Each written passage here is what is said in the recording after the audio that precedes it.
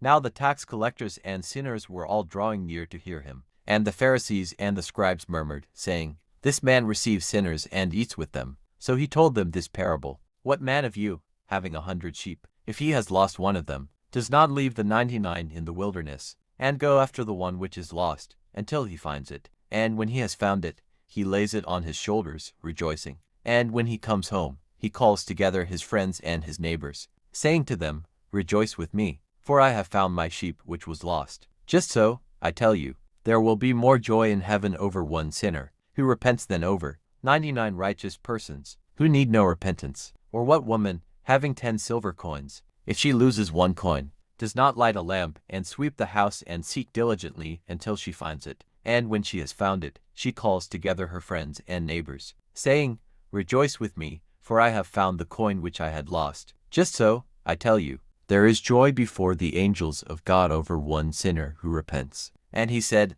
"There was a man who had 2 sons, and the younger of them said to his father, 'Father, give me the share of property that falls to me.' And he divided his living between them. Not many days later, the younger son gathered all he had and took his journey into a far country, and there he squandered his property in loose living. And when he had spent everything, a great famine arose in that country, and he began to be in want. So he went and joined himself to one of the citizens of that country, who sent him into his fields to feed swine. And he would gladly have fed on the pods that the swine ate, and no one gave him anything. But when he came to himself, he said, 'How many of my father's hired servants have bread enough and to spare? But I perish here with hunger. I will arise and go to my father. And I will say to him, Father, I have sinned against heaven and before you. I am no longer worthy to be called your son. Treat me as one of your hired servants.' And he arose and came to his father. But while he was yet at a distance, his father saw him and had compassion, and ran and embraced him and kissed him.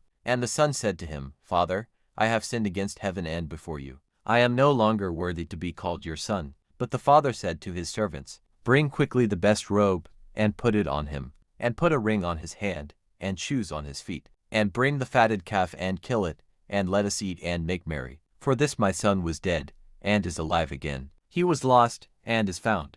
And they began to make merry. Now his elder son was in the field, and as he came and drew near to the house, he heard music and dancing. And he called one of the servants and asked what this meant.